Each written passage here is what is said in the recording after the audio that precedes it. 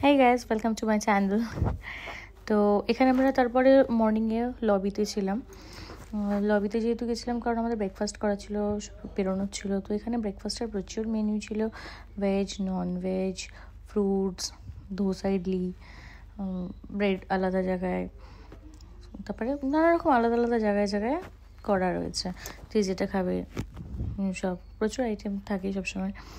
তারপর আমরা বেরিয়ে পড়লাম ঘুরতে, সাইট সিন করতে। এই যে আমার বর। এখানকার বাড়িগুলো বেশ সুন্দর, পরপর বেশ একই রকম লাগে দেখতে, সুন্দর।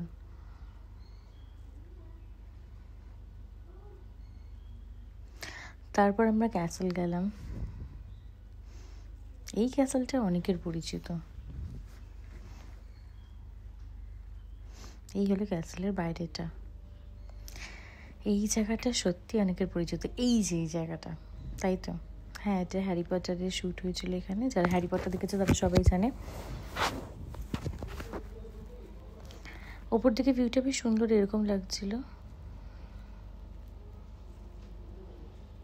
এটা একটা মিউজিয়াম ছিল, যেটা দেখিয়ে কাউকে বোর করতে চাইনি। অনেক বড় মিউজিয়ামের ভিডিওটা। তারপর ওখান থেকে আমরা বাইরে চলে আসলাম।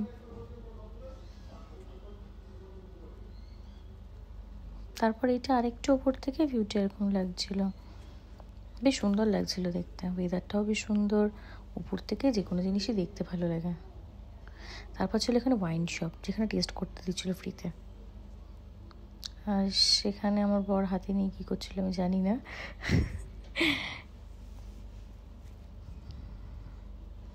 তারপর বাইরে বেরোলাম ওখান থেকেও।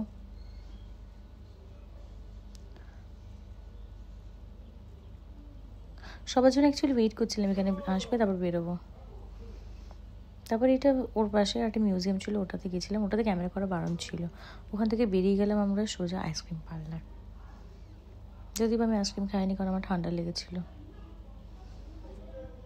তারপর ওখান থেকে আমরা বেরিয়ে গেলাম লাঞ্চের উদ্দেশ্যে। তারপর পৌঁছলাম আমরা লাঞ্চের লোকেশনে। এটা হলো আমাদের লাঞ্চ লোকেশন।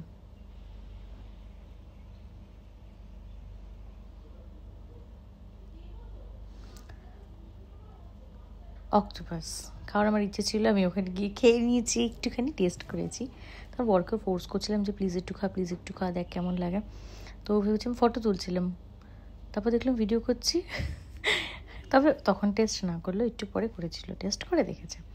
তো এখানে সুইটস, ডেজার্টস এসব রয়েছে। এখানে সি ফুডস সবই রয়েছে অ্যাভেলেবেল। আর এখানে মেনু অনেক ছিল, প্রায় টোটাল 200-300-র ওপরে মেনু ছিল খাবার।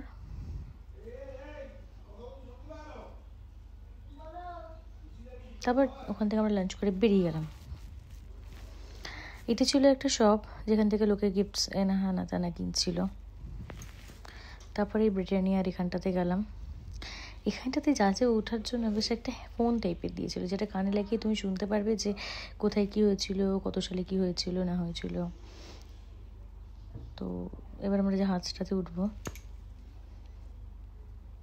তো এই হলো জাহাজটা। এবার আমরা কানে লাগিয়ে লাগিয়ে শুনছিলাম যে কোথায় কী হয়েছে, কত সালে কী হয়েছে না হয়েছে। আমি বুঝতে পারছিলাম না বলে আবার জিজ্ঞেস করে নিয়েছিলাম স্নেহাদিকে। এবার আমি শুনছি মন দিয়ে ওদের কিচেন, ওদের জিনিসপত্র যা যা ব্যবহার করতো ওরা,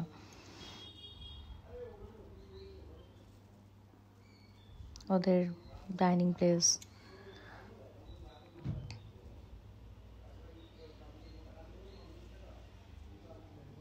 ওদের বসার জায়গা, মানে যে কোনো ভেতরে ভেতরে যা যা ছিল সেভাবেই রয়েছে। ওটাই মিউজিয়াম, এটা অ্যাকচুয়ালি একটা মিউজিয়াম।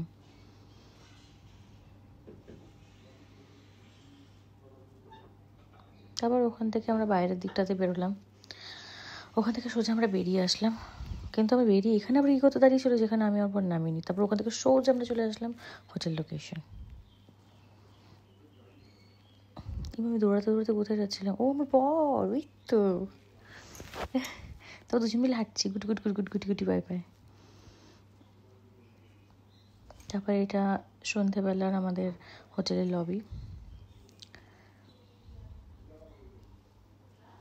তারপর এখানে কিছু ফায়ার প্লে হচ্ছিল, যেটা দিয়ে দেখাচ্ছিল।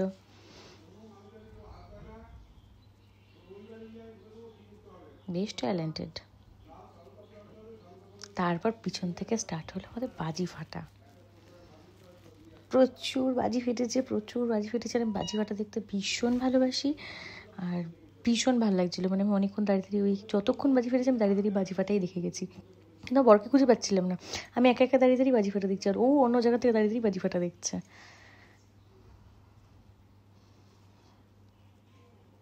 ভীষণ সুন্দর লাগে বাজি ফাটার আকাশ। নিচে না ফাটালে মনে হয় যেন আমি, কেউ তো একটা ফাটাচ্ছে, ওই তো আমি ফাটালেও আর আকাশে গিয়ে ফাটলে একই হবে। তারপর আমরা ডিনার করে দিন শেষ হলো।